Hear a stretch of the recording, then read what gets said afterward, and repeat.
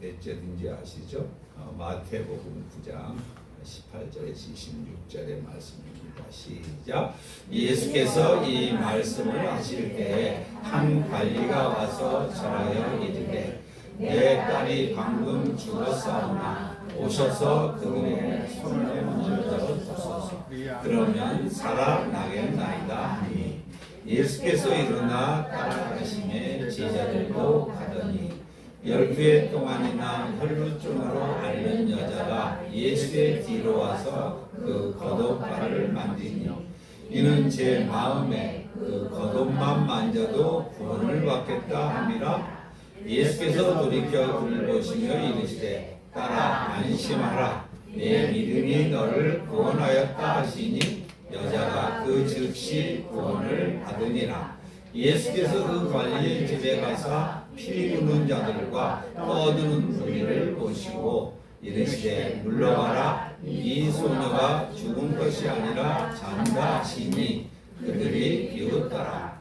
무리를 내보낸 후에 예수께서 들어가사 소녀의 손을 잡으심에 일어나는지라. 그 소문이 그 온 땅에 퍼지더라.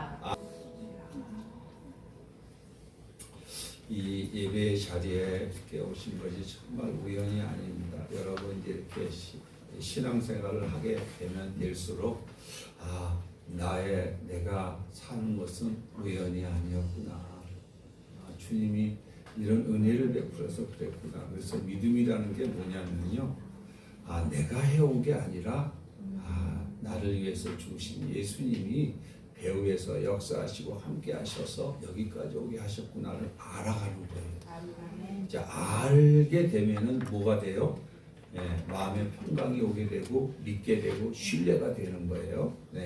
그래서 어떤 가시밭길을 건다 하더라도 가시밭길 뒤에 뭐가 있으니까 장미꽃이 있으니까 그러니까 그걸 보게 된다는 거예요. 그죠? 그래서 여러분 정말 세계적인 전도자 빌리 그레암 목사님이 이제 어느 대학 강연에서 강의를 했어요. 그러다가 뭔 얘기를 시작을 했냐면 자기가 뭐 복음을 전했겠죠. 많은 사람들이 호기심으로 만남의 시간을 갖지만 그 만남이 파멸로 갈 수도 있고 생명으로 갈 수도 있습니다. 이런 얘기를 했다는 거예요. 그러나 오늘 예배는 생명으로 연결될 줄 믿습니다. 왜냐하면 오늘 예배의 주인이 누구예요? 예수님이시잖아요. 그죠? 생명의 예수님이기 때문에 그렇습니다.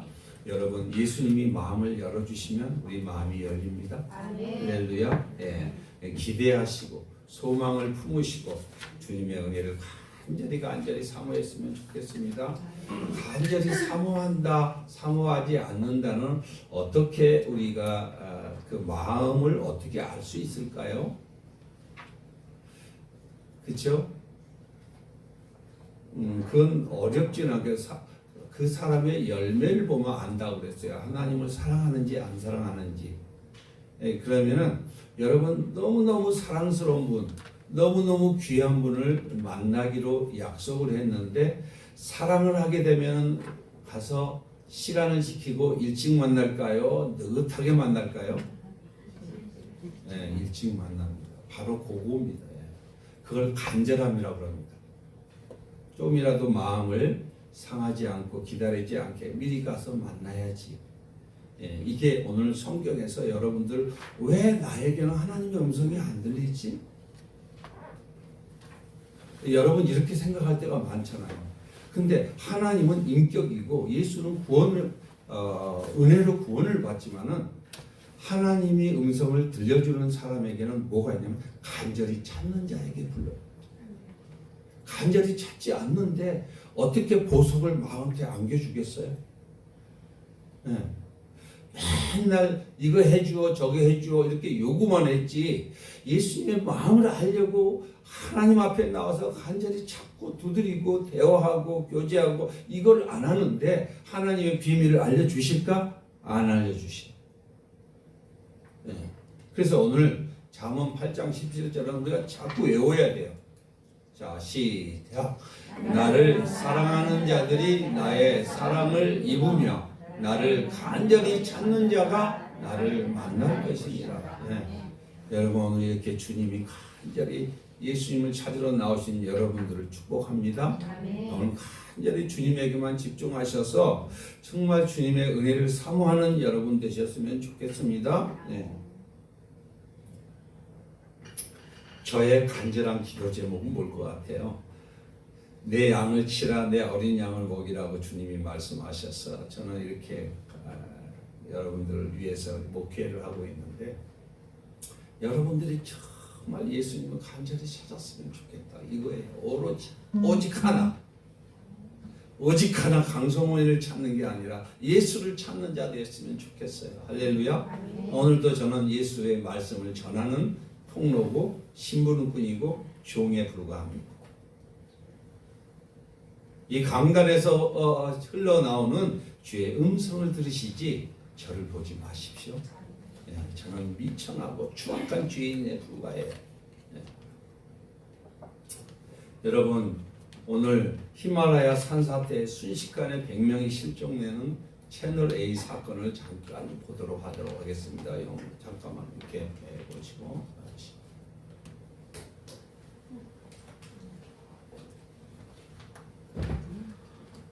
그거 한번 눌러주세요. 인도 히말라야의 한 마을에서 기습적으로 홍수가 발생했습니다. 흙탕물이 계곡을 휩쓸고 이 마을을 덮치면서 4명이 숨지고 100명이 실종됐습니다. 서주희 기자의 보도입니다. 산 위에서 계곡을 따라 흙탕물이 무서운 속도로 쏟아져 내려옵니다. 마을 건물과 집들은 힘없이 무너지거나 통째로 쓸려나갔습니다. 주민들도 도망쳐보지만 흙탕물에 그대로 휩쓸립니다.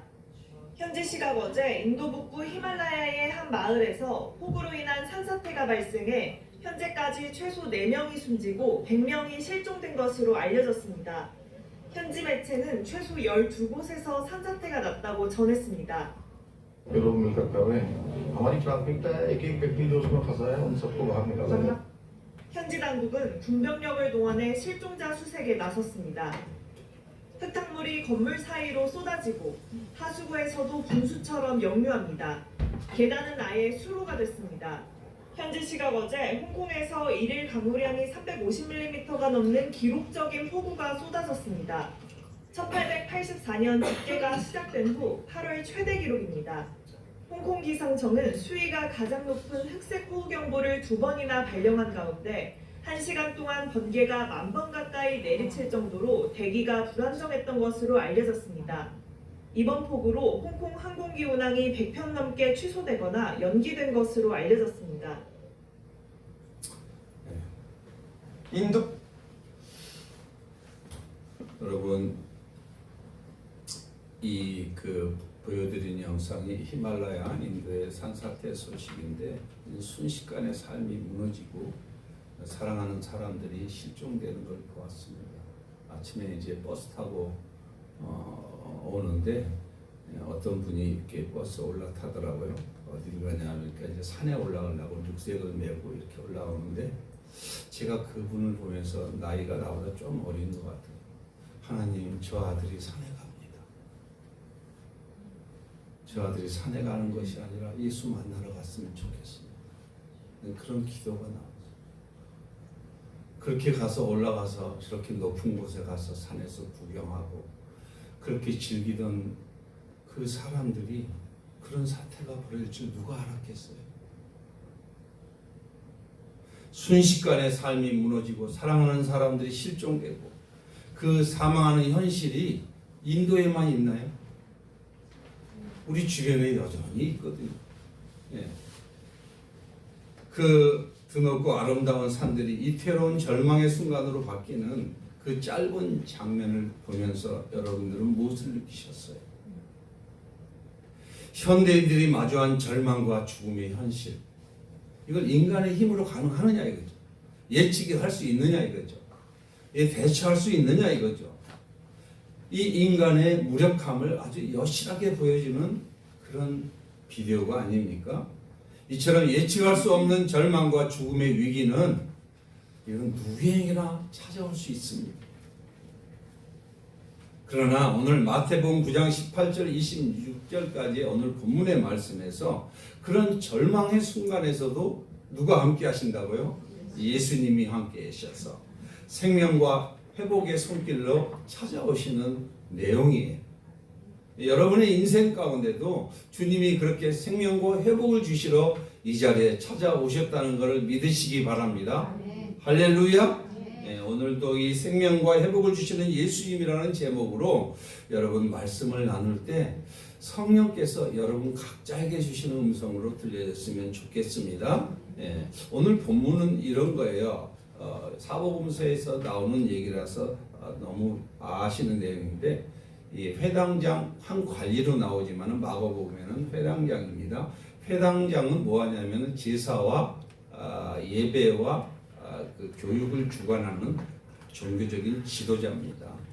근데 그 회당장 야이로가 딸이 죽었어요. 죽어가고 있는데 죽었는데 살려달라고 이제 예수님께 찾아온 내용이거든요. 예수님한테 갔는데 예수님이 아니 살려달라고 이렇게 얘기하니까 그래 가겠다 하고 아주 쉽게 말씀을 해요. 근데 문제는 마가복음에는 지금 죽어가고 있을 때 왔는데 죽었다고 연락이 왔거든요. 그러면 예수님이 빨리 가야 되는 거 아니에요? 근데 예수님이 가다가 갑자기 어떤 여자가 나타나요? 혈루병 여자가 12년째 요즘으로 보면은 자궁출혈 그러니까 계속 출혈이 계속되는 병이거든요. 그게요. 그때 당시는 부정한 병이라 해갖고 공동체에 다 격리돼갖고 회당에도 출입 못하고 완전히 했던 이런 병이에요. 근데 12년째 혈루병을 든 여인이 나타난 거예요. 그러니까 나타나니까 그 나타난 여인이 옷자락을 살짝 잡으니까 거기에 그 여인에게 내 믿음이 너를 구원했다 하면서 거기서 지체하면서 그 여자를 칭찬하면서 시간은 자꾸만 딜레이 되는데 여러분들은 지금 속이 타서 죽겠는데 예수님은 느긋할 때가 있어요, 없어요? 느긋할 때가 있어요. 예수님은 회당장 집에 이제 늦게 도착했어요. 그랬더니 입이 춥고 장례 준비를 하니까 그때 당시에 장례 준비는 어떻게 했냐면 피리를 불고 호상꾼들이 있었어요. 옛날에 이 시골에서도 아이고 이런 거 언제 들어본 적이 있어요? 그렇게 그리고 이스라엘에도 그때 당시에 그런 호상꾼이 있어요. 피리를 불고 장례 준비를 하고 떠들고 난리가 났어요. 지금 현재. 그랬더니 예수님이 갑자기 한다는 게 소녀가 죽은 것이 아니라 잔다. 이런 이 세상의 상식으로는 말 같지도 않은 말씀을 하셔요. 사람들이 조롱을 해. 여러분도 혹시 믿음의 사람이 믿음의 얘기를 할 때 이성적으로 조롱을 한 적이 혹시 있으셨나요? 그런 분들은 회개하셔야 돼요. 뒤에 내가 말씀을 드리겠지만은 그런 분들에게는 기적을 주님이 안 보여주십니다.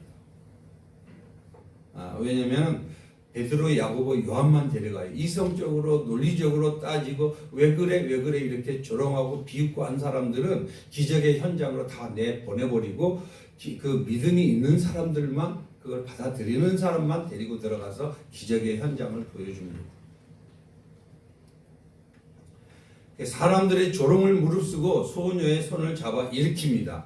근데 그 소녀가 살아나요, 안 살아나요? 살아났어요. 이 놀라운 소문이 온 사방에 퍼졌다는 내용이 오늘 본문의 말씀이거든요. 자, 그렇다면은 왜 사람들은 벼랑 끝에서야 구원의 밧줄을 잡을까요?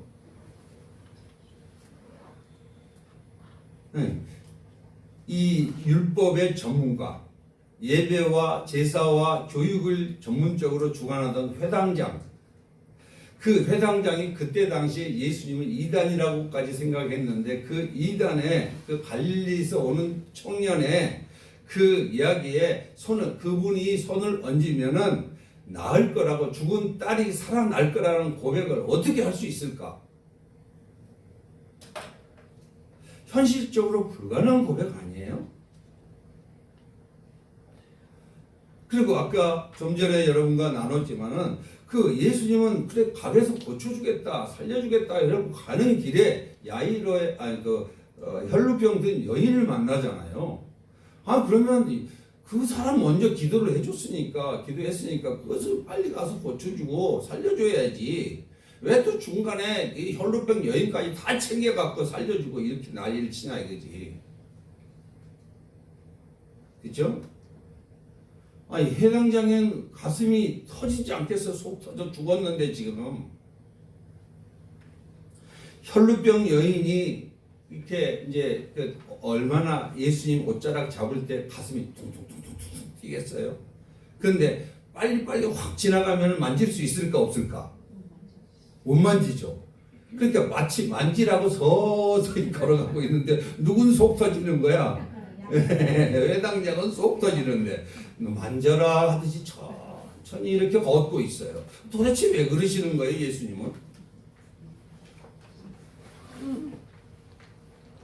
여러분 절망 속에 이 벼랑 끝에서 더 이상 방법이 없는 인생들을 만나게 됩니다. 저도 그랬어요. 그래서 90년 6월 17일에 예수님 붙잡고 나왔잖아요. 오늘 회당장의 절망은 뭐예요? 자기가 그토록 종교 지도자예요. 율법의 대가고 그런데 자식이 죽음 앞에서는 체면이고 뭐고 다 필요 없는 거야. 사회적 지위와 명예를 가진 유대인의 그 지도자였지만 자신의 권위와 체면은 딸의 생명 앞에서는 아무것도 아닌 거야. 예수 앞에 무릎을 꿇습니다. 여러분 예수 앞에 무릎을 꿇지 않는 이유가 뭘까 그러면? 딸이 살아있으니까 그죠? 아직까지 내 사랑하는 사람이 내가 가장 소중한 것이 아직까지 있으니까. 근데 그게 죽어가고 부도가 나고 없어지고 이렇다면 무릎을 꿇을까 안 꿇을까? 꿇게 된다.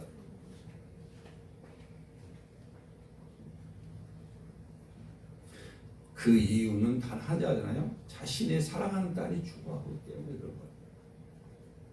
사랑하는 돈이 없어져야 누구한테 무릎을 꿇어요? 예수 앞에. 사랑하는 일이 없어져야 무릎을 꿇고, 사랑하는 관계가 깨져야 주님 앞에 무릎을 꿇고. 이게 인간의 현실이다 보니 참으로 안타깝지 않습니까, 여러분? 이게 인간이에요. 예. 딸의 죽음은 그에게 세상 끝, 인생 끝 이렇게 선포했어요. 그러니까 더 이상 어떤 것도 할 수 없어서 의사한테 가봤어요. 율법 지켰는데 잘 됐어요? 제도도 기도도 다 침묵하고 있어요. 이런 상황에서 예수를 붙잡을 수밖에 없는 상황. 그래서 예수를 오늘 붙잡았어요. 할렐루야. 사람은 언제 예수를 만난다? 벼랑 끝에서. 근데 여러분들은 그렇지 않고 벼랑 끝이 아니라 하더라도 주님이 말씀만 하시면 아멘 하고 이제부터 만나시는 여러분 되시기를 축복합니다. 아멘. 할렐루야. 왜? 하필이면 벼랑 끝에서 만나야 돼요?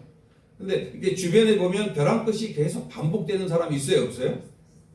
벼랑 끝에서 좀 있다가 이제 기도하면 좀 좋아져. 그러다가 좀 있으면 또 벼랑 끝 만나요, 안 만나요? 그러면 수시로 이걸 계속 왔다 갔다 하는 게 성경에 어디에 기록이 되어 있죠? 사사기에 그 패턴이 계속 돌아가는 거예요. 근데 주님은 그런 패턴대로 살기를 원해요. 한 번의 믿음으로 성장하면서 이제는 그런 패턴에 휩싸이지 아니하고 어떤 상황에서도 주님 붙잡고 믿음으로 승리하며 다른 사람들을 건져내주고 보호해주시고 일으켜 세워주시고 그리고 복을 전하고 복음을 전하는 자로 살기를 원하세요? 복음 전하는 자. 이렇게 살기를 원하는데 이렇게 절망의 벼랑 끝이 가봐야만이 꼭 죽었다가 살아나고 거예요. 하나님은 그 사람 사랑해요, 안 사랑해요? 사랑하는 거예요. 자, 오늘 12의 혈루증 여인의 절망을 한번 여러분 생각해 보세요. 이 12회 동안이나 이렇게 피가 멈추지 않았으니까 이렇게 자꾸 어디 공중에 나갈 수가 없잖아요. 예. 매번 여인이 이렇게 그 한 달에 한 번 생리를 계속한다고 생각해 보세요. 끝없이 흐르는 고통, 이런 단순한 병이 아니라 끊임없는 생명력이 소진되는 거야. 예. 공동체에서 격리되고 사람에게 누구도 만날 수 없어요. 몸은 낫지 않고 모든 재산을 의사한테 다 갖다 줬어요. 누구도 그녀를 만질 수도 없고 환영하지 않습니다. 이제 몸은 낫지 않고 마음은 이미 병이 들어있어요. 이제는 없어. 뭐가? 지푸라기를 잡아야 되는데, 그러니까 소문이 들렸어. 예수를 만나면, 옷자락이라도 만나면, 앉으면 내 병이 날 수 있을 것 같아. 그러면서 엉금엉금 기어왔는데 사람들한테 걸리면 어떻게 해요? 돌 맞아. 그러니까 천천히 기어오는데 예수님이 알았어요? 몰랐어요? 알았어요. 그래갖고 천천히 나 잡아봐라 하고 천천히 이렇게 잡고 이렇게 그런 거예요. 이렇게 해서 그 영혼을 살리는 내용이잖아요. 그렇죠? 네. 자, 이렇게 이 여인이 12해의 그 혈루병에서 계속 지치고 더 이상 소망이 없을 때까지 누가 기다리시는 거예요? 예수님이 기다리셨어요.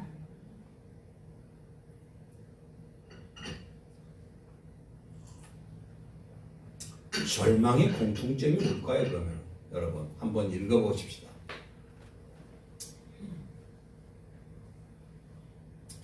절망의 공통점.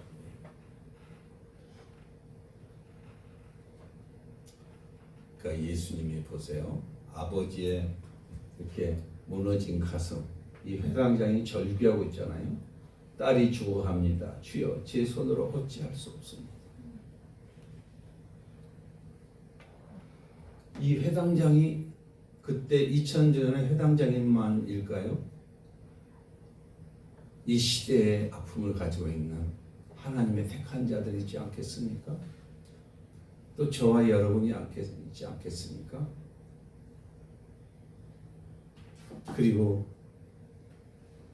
여기 예수님의 옷자락에도 만질 수 있다면 그녀의 마지막 기도, 죽음을 향한 절박한 발걸음이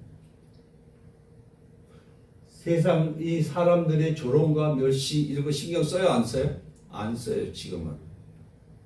네. 체면 때문에 이러지 않습니다. 사람들은 체면 때문에 교회 못 나온 사람 많아요? 적어요? 많아요. 네. 근데 이 여인이 예수님의 옷자락을 잡지 않습니까? 여러분. 그렇다면 이 절망의 공통점은 무엇일까? 같이 한번 읽어보겠습니다. 시작. 두 사람 모두 희망 없음이라는 현실 앞에서 사람이 아닌 예수님께 나온다. 그러니까 인간은 자꾸 뭔가가 일이 터지고 있으면은 자기 인간의 모습으로 해결하려고 해요, 안 해요? 하다가 안 되면은 뭐 하고 나와요, 이제? 안 되면은 주님 앞에 나오게 돼요. 시작. 회당장은 죽은 자 앞에서 무릎을 꿇고 여인은 죽지 못해 살아가는 고통 속에서 뭘 배워? 손을 뻗게 돼 있어요. 이게 주님께서 택한 자들을 구원하시는 오늘의 샘플입니다. 네. 여러분, 하나님은 원래 그 지으셨을 때 이런 고통과 이런 절망과 이런 죽음을 가져오는 인간 그런 존재로 지으셨을까요? 그렇지 않았습니다. 고통이 없고 죽음이 없는 존재로 우리를 지으셨어요. 네. 영원히 하나님과 함께 사는 존재로, 하나님과 교제하는 존재로, 하나님과 관계를 맺고 교제하는 존재로 지으셨어요. 그러나 인간이 누구처럼 되고 싶다고 그랬죠? 하나님처럼 하나님의 절대 의존적인 존재로 지었지만은 내 힘으로도 살아갈 수 있겠다라는 사탄의 유혹에 그대로 넘어갔던 거 아니겠습니까? 넘어가서 그 한 가지 오직 창조주와 피조물만의 그 경계선인 그 경계를 넘어갔잖아요. 그리고 난 다음에 하나님을 떠나게 되고 타락하게 되지 않습니까? 하나님을 떠나간 순간부터 하나님과 관계가 단절됐어요. 여러분, 죄는 거짓말 많이 하고 약속을 많이 안 지키고 돈 빌린 거 안 갚고 이런 것만이 죄가 아니라 이거보다 더 큰 근본적인 죄가 뭔지 아시죠? 하나님과 관계 단절. 하나님과 끊어지는 게 그 가장 큰 죄예요. 근데 여러분, 예수 안에서 예수 믿고 구원받아서 하나님과 관계가 회복됐습니까? 안 됐습니까? 되셨죠. 그런데도 어린아이처럼 아직까지 관계가 제대로 이루어지지 않다면 하나님의 주시는 은혜와 복을 그렇게 충만하게 받아 누릴 수 있을까요?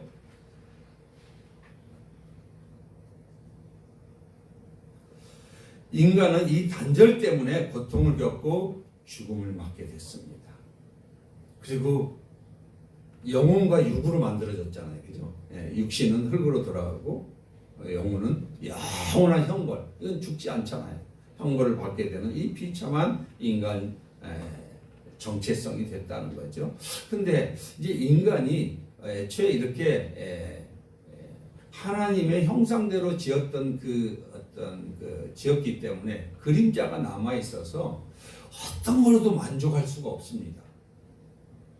그래서 나름대로 길을 찾으려고 몸부림쳐요. 그 식의 인간이 현재 인간들이 살아가는 삶의 방식입니다. 그래서 좀 더 나은 사람들은 철학을 하지 않아요? 종교를 만들지 않아요? 선행을 하지 않습니까? 돈을 많이 벌어서 남의 도와주기도 하지 않습니까? 네, 그렇죠? 그리고 명상을 하지 않아요? 왜? 스스로 뭔가 깨우치고 알고 싶으니까. 벗어나고 싶으니까. 그러나 죄로 인한 죽음과 영원한 형벌은 인간 스스로는 절대로 해결할 수가 없는 거야. 이게 비참한 인간의 실상이라는 거야. 하나님의 은혜 없이는 이제 절대로 돌아올 수 없는 강을 건넌 거예요. 뭐라 그랬죠? 생명나무를 막아버렸잖아요. 생명나무를 먹고 자라야 되는데, 생명나무 예수거든요. 생명나무를 먹고 살아야 되는데, 생명나무를 먹으면 죄를 지은 상태로 생명나무 먹으면 어떻게 해요? 이제 영원히 못 살아. 그러니까 생명나무에 가는 길을 막아버리고 떠나가게 됐던 거예요. 그래갖고 이제 누가 와야 되는 거야? 이제 생명나무가 와야 돼. 오늘 누가 생명과 회복을 주시는 누구? 예수님. 제목이. 그렇죠? 이분이 오려면은 여러분들에게 어떻게 해야 될까? 여러분의 죄를 없애줘야 되잖아. 그 죄를 없애주기 위해서 구약 성경에 미리 예언해 놓은 거 아니에요. 그죠?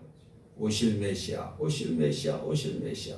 그죠? 거기서 기다리라고 했더니 말이야. 이 회당장처럼 열심히 율법이나 지키고 앉아 있잖아요. 그죠? 예수님 안 오지도 않고. 아직까지도 남아서 예수 믿는 우리들에게도 여전히 이 죄성이 있어요, 없어요? 있어요. 내 힘으로 어떻게 하면 살아보려고, 내 힘으로 어떻게 하면 계산해서 내 경영해 보려고 하는 게 인간의 죄성이에요. 그럼에도 불구하고 예수님은 택한 자들을 포기해요, 안 해요? 포기하지 않습니다. 오늘 이 자리까지 다시 불러주신 거 아니에요? 하나님이? 그러면 목사님 누가 택하고 누가 택하지 않아? 나도 몰라요, 그거는.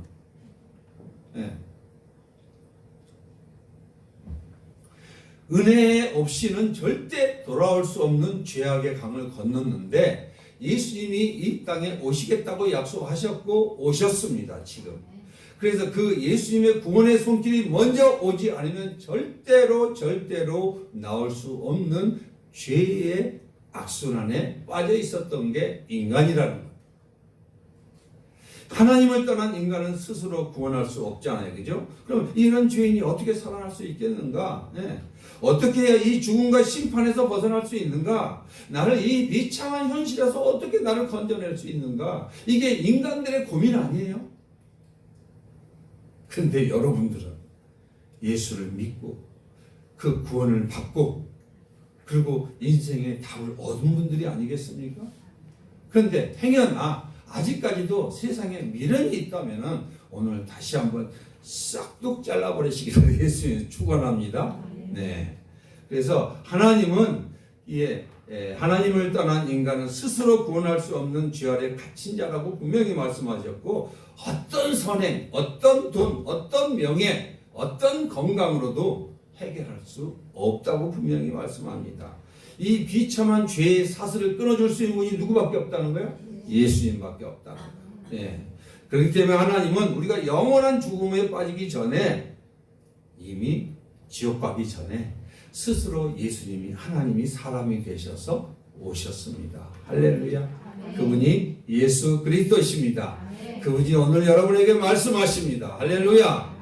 그 예수님의 말씀을 들으시기를 예수님의 이름으로 축원합니다. 여러분의 귀를 열어주시기를 축원합니다. 여러분, 회당장이나 이제 혈루증 여인 모두 자기가 할 수 있는 일은 있어요, 없어요? 아무것도 없어요. 근데 아무것도 없고 아예 희망 없다고 이렇게 다 했을 때 마침 누가 온다는 소문이 들리는 거예요? 예수님이 온다는 소문이 들리는 거예요. 여러분도 그럴 때가 있었어요? 나는 그럴 때가 있었어요. 근데 지푸라기라도 잡고 싶을 때 예수님이 생각나는 거예요. 어떻게 생각났을까? 회당장이 주님 앞에 나와 내 딸에게 손을 얹으면 살아나겠습니다. 이 말이 쉽게 나올 문제예요? 그렇게 종교 지도자고 율법에 사로잡힌 자고 뭐든지 유대인들에게 존경받는 지도자가, 그리고 혈루증 여인도 옷자락만 만져도 나를 낳을 거라는 믿음의 고백을 그게 쉽게 나오겠어요? 여러분? 그런데 예수님이 하시는 일이 있어요. 예수님은 따라 한번 해보십시다. 여러분, 잊어버리지 않게. 예수님은 회당장과 혈루증 여인에게 믿음을 부어주셨습니다. 좀 확신이 없이 대답하는 것 같은데, 왜냐하면 잊지 않게 하기 위해서 제가 이렇게 하는 거예요. 여러분 이렇게 불편하게 하려고 그런 게 아니라 또 졸음에서 잠도 깨게 하려고 그러는 거니까. 다시 한번 시작. 예수님은 회당장과 혈루증 여인에게 믿음을 부어주셨습니다. 그리고 고백하게 하셨습니다. 그리고 생명과 회복을 주셨습니다. 자, 이게 좀 기니까 다시 설명해 드릴게요. 예수님은 이 회당장과 혈루증 여인이 이렇게 고백할 수 있는 사람들이 아니라니까요. 여러분도 이 자리에 나왔지만 예수 믿을 만한 사람들이 아니라니까요.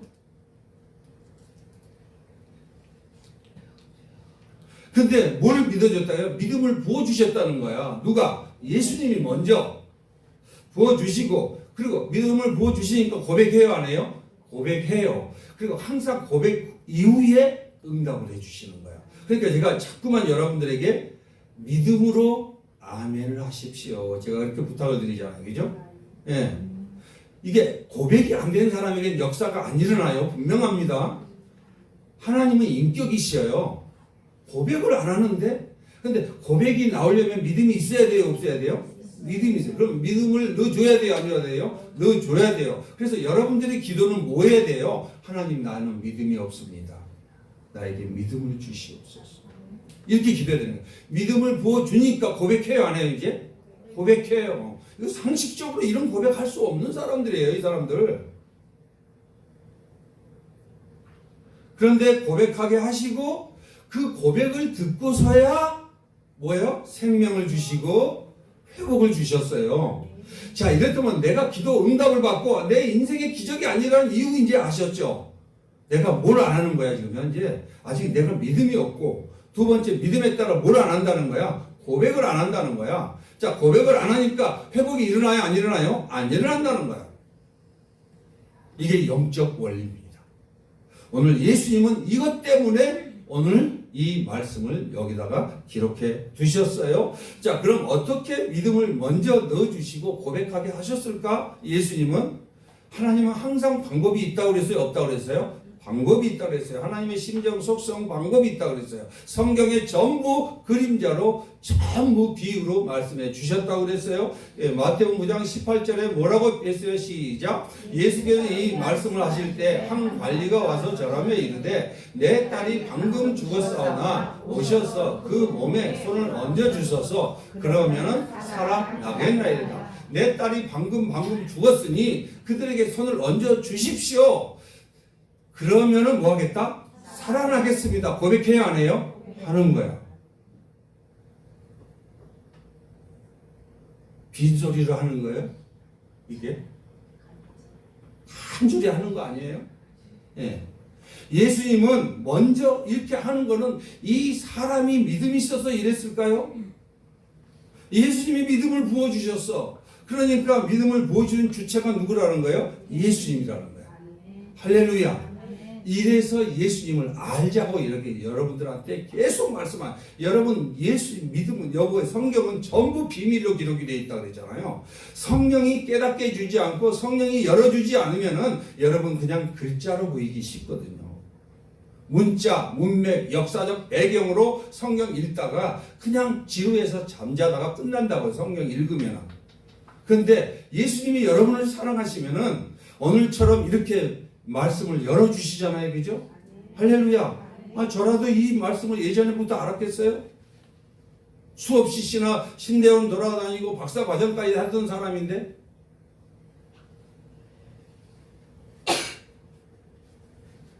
회당장 야이로가 예수님께 달려온 것처럼 보이지만은 사실은 예수님께서 먼저 어디로 오신 거예요? 동네로 오셨어. 그리고 그의 가정이 겪는 절망 한가운데로 들어오신 거야.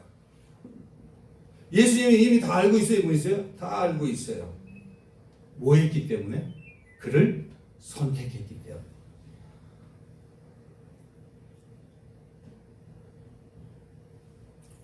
혈루증 여인은 어쨌을까요? 이 방법이 중요해요, 여러분.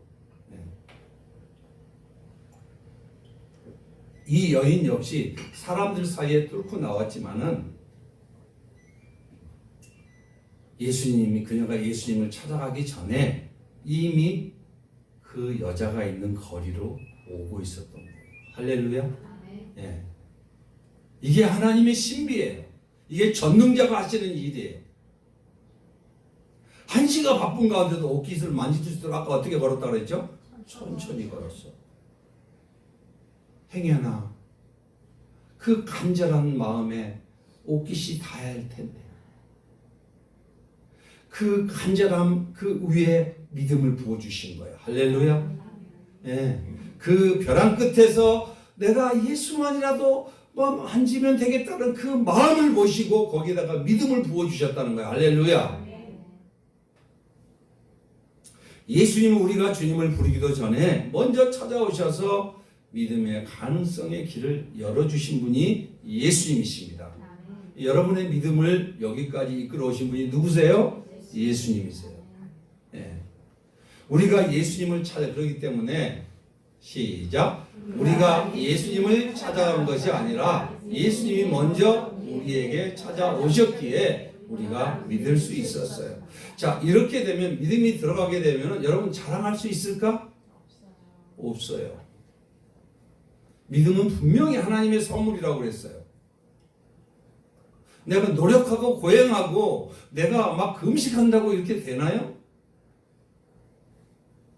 아니라는 거예요. 두 번째 있어요. 두 번째. 예수님은 아까 뭐라고 했죠? 제가 믿음을 부어주시고 그 다음에 믿음으로 뭐 하라고 한다 그랬죠? 고백하게 하신다 그랬어요. 우리의 고백 위에 생명으로 응답하신다 그랬어요. 아멘? 네. 고백한 그 고백을 통해서 이거 인격적이잖아요. 그죠? 그러니까 심지어 이 젊은이들이 결혼 이렇게 약속을 할 때 서로 고백 받아요, 안 받아요? 받잖아요. 뭐 꽃도 백송이 그렇게 해갖고 하기도 하고 그러잖아요. 그죠? 예. 그거 뭐 그냥 하자면 하면 되는데 왜 꼭 고백을 받으려고 할까? 확인하고 싶은 거 아니에요? 인격이기 때문에. 근데 우리 주님도 인격이기 때문에 이 우리의 고백 위에 끌려오고 좀처럼 따라오는 게 아니라 사랑을 해서 나 좀 사랑해 줄래? 이리 와. 입 벌려. 입에다가 뽀뽀해. 이렇게 사랑하는 게 아니라니까요. 그런 사랑 아니에요. 그렇기 때문에 여러분들에게 예수를 사랑하라고 그러잖아요. 그죠? 예수님을 사랑해야지, 사랑하지 않, 내가 간절히 찾고 찾는 자에게 나가 만나줄 거라고 분명히 말씀하셨잖아요. 그죠? 근데 우리가 찰 때 의무적으로 예배당 올 때 하는 수 없이 마지못해서 내가 또 가야 돼? 예배당에 또 가야 되나? 아니 심지어는 부모님 만나러 시골 가는데 엄마 보러 또 가야 돼 내가? 아니 지겨워 죽겠어. 이러면 여러분 그 엄마가 그걸 알면 어떡하겠어요 여러분? 와서도 아주 잠이나 자고 계속 딴 데 가서 친구들이나 만나고 그러고 있다가 이제 명절 끝나면 싹 올라가 빠이빠이 하고 딱 올라가 버려요. 이제 그럼에도 불구하고 우리를 사랑하는 사실이 너무 주님의 사랑 아니에요 이게? 예. 생명을 걸어서 죽이시고 대신 사랑하셔서 내 대신 구원해 주신 그 예수님의 사랑. 그래서 오늘 이 18절에 시작. 예수께서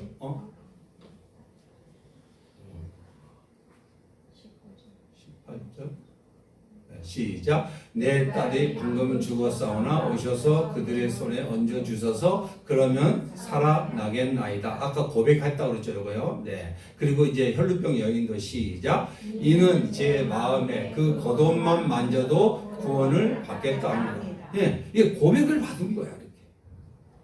이 고백 위에 주님이 생명으로 응답하였어요. 회당장은 뭐야 아까? 손을 얹으면 딸이 살아나겠습니다. 이렇게 고백을 하고 혈루증에는 옷자락만 만져도 구원을 얻겠다는 마음이 있었잖아요. 그죠?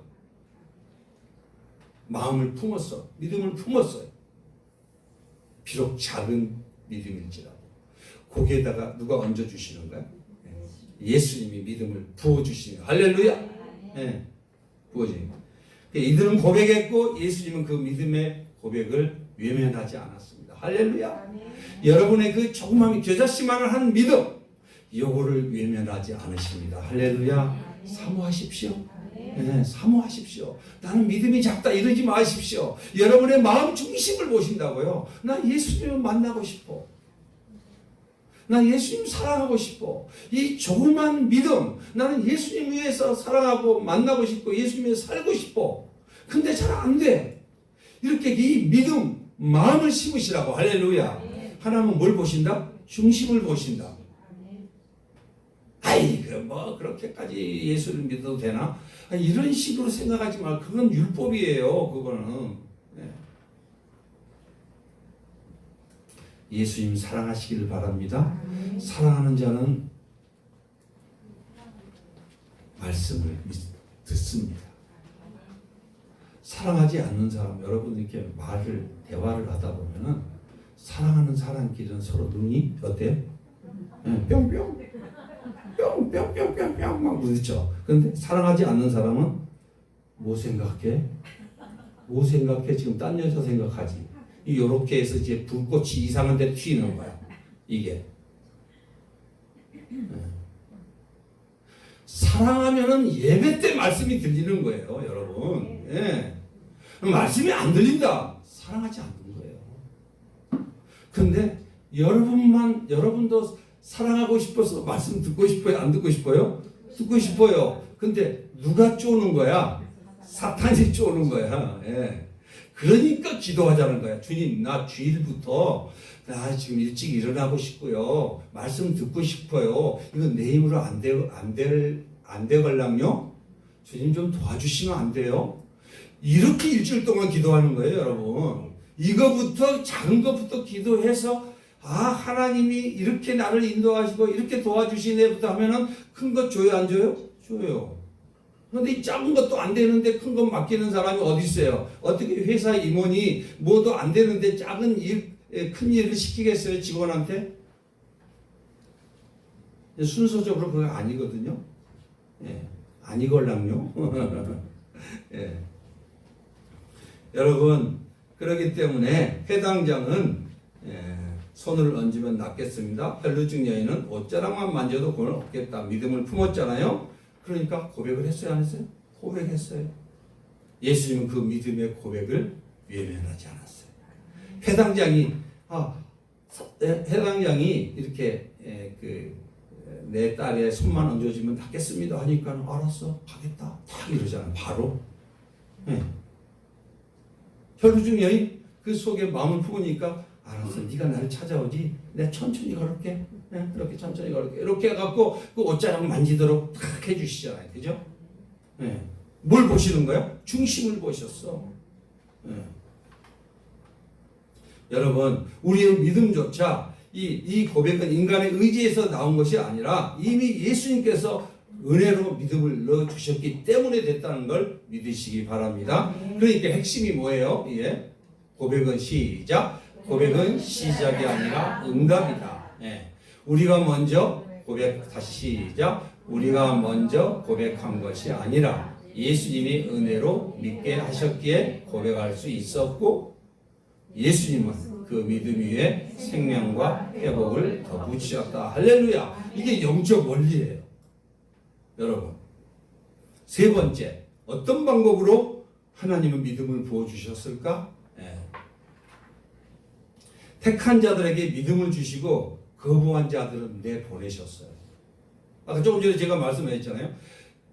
믿음으로 얘기한 사람은 자꾸 손가락질하고 냉소적으로 얘기한 사람에게 기적이 나타난다, 안 나타난다? 안 나타난다. 신앙생활 해도 기적 없는 신앙생활로 그냥 그 얕은 신앙생활에 머물다가 그냥 주님 앞에 갈 수 있어요. 자, 25절에 시작. 무리를 내보내신 후에 예수께서 들어가서 소녀의 손을 잡으심에 일어나느니라. 이 무리가 누구냐면 아까 뭐 하던 사람들이 알죠? 죽었다고 피리 불고 꽹가리 치고 날리고 헌화하던 사람들 아니에요. 근데 그들은 죽은 건 인정해. 근데 부활이라는 건 생각 안 해. 생명의 주님이 있다는 걸 기억해요, 안 해요? 안 해. 눈에 나타난 죽음을 인정하면서 살아날 거에 대해서는 꿈에도 생각하지 않아. 믿음이 없으니까. 그러니까 이런 사람들은 내보내는 거야. 이성적이고 논리적이고 합리적인 사람, 상식적으로 조롱하는 사람, 예수를 조롱했거든요. 그들이 비웃었다 그랬어요, 분명히. 여러분, 믿음의 상황을 계속 비웃는 사람에겐 기적이 나타난다, 안 나타난다? 안 나타난다는 거야. 그 사람은 하나님이 기적에 있는 현장에서 내보냅니다. 이게 하나님의 인격이에요. 자, 37절에 시작. 베드로와 야고보의 형제 요한 외에 아무도 따라옴을 허락하지 아니하시고, 마가복음에 분명하게 기록했어요.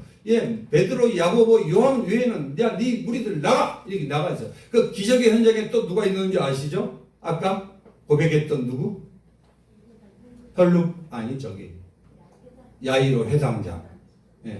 그 완전 초신자 아니에요? 시작. 예수께서 그 하는 말을 곁에서 들으시고 회당장에게 이르시되 두려워하지 말고 믿기만 하라. 두려워하지 말라. 믿기만 하라. 해서 그 회당장 데리고 들어와서 딱 보여주는 거야.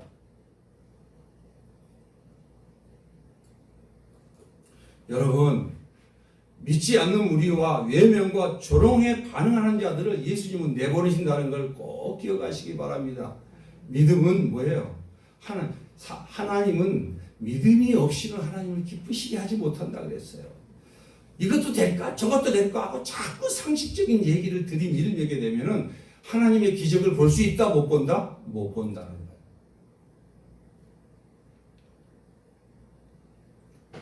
택한 자들 베드로, 야고보, 요한은 보여주셨잖아요. 예수님은 회당장에게 두려워하지 말고 믿기만 하라고 선포했고 믿음을 명령하신 것이 아니라 부어주셨어요. 누구에게? 회당장에게. 택하신 자에게는 믿을 수 없는 상황에서도 믿음을 넣어주십니다. 할렐루야. 하나님은 여러분들에게 지금 믿음을 넣어주고 계셔요. 할렐루야. 절망의 현장에서도 생명의 말씀을 일으키시는 그 놀라우신 주권자, 누구? 예수 그리스도. 그분이 여러분에게 믿음을 넣어주고 계십니다. 믿으십시오. 그렇죠? 예. 그래서 핵심적으로 뭐냐? 시작. 예수님은 죄로 죽었던 우리를 살려내시고 믿음을 주시고 믿음의 꽃을 피우게 하신다. 순서 보십시오. 먼저 죄로 죽었던 우리를, 죄와 허물로 죽었던 너희를 살렸다. 에베소서에 그렇게 말씀하고 계시죠? 죄와 허물로 죽었던 여러분 살렸어요? 안 살렸어요? 살렸어요. 자, 두 번째. 그 다음에 뭘 주신다? 믿음을 주신다. 그 다음에 세 번째. 믿음의 꽃을 피우게 하신다. 하나님이 여러분을 통해서 믿음의 꽃을 피우기를 원하십니다. 할렐루야. 복음의 전도의 열매, 사업의 열매, 이런 열매 계속 열매 맺게서 하나님이 하셨습니다라고 열매 맺기를 원하시는 거죠. 자, 시작. 또 시작. 그 믿음의 꽃을 피우게 하셔서 우리를 어떤 절망에서도 우리를 구원하시는 모든 능력이 예수님께 있다 말씀해 주신다. 할렐루야. 이러면 이제 누구만 믿는 거야? 예수. 어떤 어려움과 고난과 고통 속에 절대로 흔들리지 않는 믿음을 갖게 된다는 거예요. 여러분 믿으시기 바랍니다. 자, 그러면 신앙에도 법칙이 있어요. 믿음은 보이지 않는 것을 보는 능력이에요. 그렇기 때문에. 근데 우리는 자꾸만 믿음이 떨어지면 뭐만 보려고 그러죠? 눈에 보여지는 것만. 자꾸만 보려고 하는 거예요. 네. 그러니까 오늘 주님이 그러잖아요. 우리는 이렇게 가끔 이렇게 생각해요. 그 혈루증 여인도 그렇고 그죠? 아까 야이로 주님은 우리의 의지나 자격을 보지 않고 아무도 본 적 없는 영역을 열어서 보여주시는데 이제 야이로 역시 예수님의 이름을 들었을 때 딸이 살아날 수 있으리라는 그런 생각이 있었을까요? 그런 믿음이 있었을까? 없었어요. 그 확신이 있었다기보다도 희미하지만 포기할 수 없는 기대감이 있었어요. 여러분. 그리고 예수님은 그 간절함의 틈을 찾아 들어오신 거잖아요. 한 번도 본 적 없는 죽음에서 생명의 기적을 펼쳐 보이시잖아요. 그때 당시에는 나사로가 사고 이런 기적도 없을 때예요. 근데 그런 고백을 하게 하시는 거예요. 하나님이. 조그만 기대감, 조그만 믿음. 또 이제 우리는 이렇게 생각해요. 그 여인이 얼마나 대단한 믿음을 가졌으면 옷자락이라도 잡으려고 이렇게 갔을까? 이런 기적이 일어났을까? 우리 이렇게 생각할 수 있어요. 그러나 우리는 그 작은 믿음조차 스스로 만들어낼 수 있는 존재가 아닙니다. 우리의 죄성과 연약함은 은혜 없이는 아무것도 할 수 없어요. 이걸 고백하는 것이 믿음이에요. 믿으시기 바랍니다. 믿음을 주는 분도 누구? 예수님. 구원해 주신 분도 누구? 예수님. 그런데도 예수님은 마치 그 여인을 대단한 믿음이 있는 것처럼 따라 그러잖아요. 그죠? 따라. 그죠? 내 믿음이 너를 쪼따만한 믿음인데, 그죠? 근데도 굉장히 큰 믿음이 있어. 내 믿음이 너를 구원했다. 이렇게 해주시는 분이야. 이 분이 여러분의 주님이십니다. 할렐루야. 이거는 어떻게 냐 여러분 믿음이 있어도 여기 왔어요 지금? 여기서 믿음이 있어 예수를 구주라고 고백하면서 이렇게 믿음이 성장했어요? 아니라는 거야. 여러분 스스로 했다고 착각할 수 있지만은 여기까지 오게 된 건 누구의 은혜라고요? 예수님의 은혜예요. 그걸 제가 이렇게 설명하고 내가 아침에 기도하다가 주시는 거예요. 하나님이 주시는 환상을 내가 여러분 그림으로 보여줄게요. 여러분들. 시작. 믿음을 주시고 고백하게 한 후 그 믿음을 칭찬하시는 예수님의 사랑. 제가 이제 이거 말씀을 묵상하고 기도하는데 하나님 이걸 보여주셨어. 이게 온유가 이게 나 있는데 지가 뭐 운전하면 뭘 하겠어요 지금? 누가 밀어줘야 돼? 예, 아빠가 밀어줘야 돼 뒤에서. 예? 할아버지가 밀어주는데 지가 신나게 잘한다고 잘 간다고 이러고 있는 거야 막. 나 그래 지금 뒤에서 또. 우리도 그러잖아요. 예수님 나 혼자 갈게 이렇게 해요 안 해요? 네, 예수님이 이 뒤에서 다 밀어주시고 이렇게 해서 인생 여기까지 왔는데 아직까지도 내가 하고 나중에 손 좀 놓으라니까 예수님 좀 가만 놔둬 좀 제발 이거부터 먼저 할 테니까 이런 게 우리 인간이라는 거야 이게. 이게 나 온유를 보면서 내가 이걸 느꼈어요. 우리가 여러분들의 믿음으로 여기까지 온 것이 아니라 주님이 이렇게 믿음을 부어주셔서 여기까지 와서서 잘했다 아들아, 네 믿음이 여기까지 왔다. 어떻게 엘리밀의 교회 와서 이렇게 섬기고 사랑하고 이렇게 하니, 이렇게 칭찬해 주신 분이 누구라고요? 예수님이시라는 거예요. 할렐루야. 누가 하셨어요? 예수님이 하셨어. 여러분, 한편 이런 생각도 해요. 그날 예수님이 평소처럼 빠른 걸음으로 지나갔다면 어찌 됐을까? 혈루증 여인 못 만나는 거지 뭐, 그죠? 옷자랑 못 만나는 거지. 가뜩이나 돌에 맞을까 막 움츠려갖고 이러고 있는데. 그러니까 여러분, 이 주변에 이런 사람이 있으면 여러분들이 데리고 오세요. 이렇게 힘들고 이런 분들을 여러분 기도하다가 보면은 이제 하나님이 만지시는 분들이거든요. 그분들을 옷자랑 만지도록 와서 말씀 듣도록 여러분 전도하셨으면 좋겠습니다. 예수님은 서두르지 않고 누구를 마치 기다리기도 한 듯 천천히 걸어가시면서 지금 빨리 걸어가고 지금 현재 해당경 야이로 딸 살려야 되는데 그 지체하면서까지 이 여인을 옷자락 만지도록 내버려뒀어요. 그녀를 완전히 고립시켰을 때 이 여자의 진짜 신랑을 만났어. 누구예요? 예수님. 여러분 진짜 신랑이 누구예요?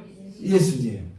언제 어디서? 절망 속에서 내가 가지고 있던 사랑하는 것 다 없어질 때 벼랑 끝에서. 할렐루야. 그리고 이제 믿음을 부어주시고 고백하시고 이제 신랑 없이 못 살아요. 이런 고백 받아요, 안 받아요? 받아요. 할렐루야. 이제부터 난 신랑 없이 못 살아요. 이렇게 한번 해봅시다. 시작. 난 신랑 없이 못 살아요. 난 예수 없이 못 살아요. 이런 고백을 받게 하시는 거예요, 하나님이. 할렐루야. 여러분 얼마나 예수님 사랑이 많으신 분인지 아시겠죠?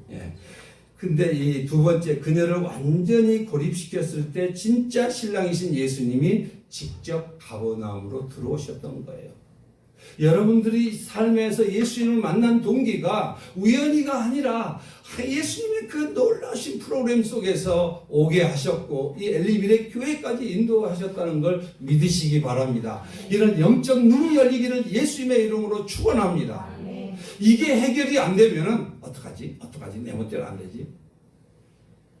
그냥 교회를 그만둘까? 이런 왔다 갔다 생각하는 거야, 이게요.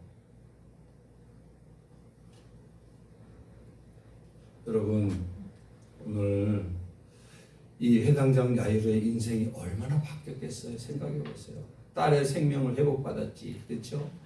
절망 속에서 소망을 다시 붙들었지. 율법에서 완전 지옥에 갈 인생이 영생 예수 만나서 구원받았지. 예수님의 주권과 부활을 전하는 그런 이 권세를 믿는 은혜를 받고 구원자, 복음 증거자가 되고 얼마나 복된 인생을 살아. 혈루병 여인은 사마리아 여인처럼, 그죠? 12년 동안 묶였던 질병에서 사회적 관계 이 모든 것에서 왕따 당했던 인생에서 이제 당당하게, 그리고 예수님의 믿음이 생겨서 구원의 확신을 갖고 복음 증거자가 되는 이 놀라운 은혜가 오늘 여러분들에게 임하였습니다. 할렐루야. 얼마나 감사합니까? 그렇다 그러면은 우리가 오늘 결단을 했으면 좋겠어요. 여러분들에게는 주님이 여러분에게 성령께서 뭐라고 말씀하시나요? 사람들에게 실망해서 교회를 떠나거나 상황 때문에 주님을 의심하게 되는 경우도 있어요, 없어요? 있어요. 근데 염려 마세요. 그러나 예수님이 꼭 붙잡고 있다면 상황이 어떻게 흘러가든 결국에는 예수님을 더 깊게 알게 되는 기회로, 자리로 만들어 주신다는 걸 믿으시기 바랍니다. 반대로 그렇게 해도 그 자리에 서 있어 결국 우리의 용기나 결심으로 되는 게 아니에요. 그렇기 때문에 여러분, 오늘 절망은 주님께서 믿음을 심기 위한 뭐라고요? 사인이에요. 어떤 상황에서도 예수님 앞에 더 간절히 엎드리는 저와 여러분이 되셨으면 좋겠습니다. 현실의 벽 앞에 지금 막 갈등하고 계신 게 있어요? 믿음으로 주님 앞에 결단하십시오. 혈루병 여인처럼, 배당장처럼 그렇게 엎드리십시오, 주님 앞에.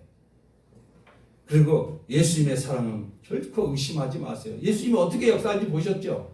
뒤에서 밀어주면서. 그렇죠? 지금까지 지내온 건 내 노력이나 경건의 결과가 아니라 주님이 믿음을 주셨기에 오늘 이 자리에 있음을 고백하고 그 사랑을 절대로 의심하면 안 돼요.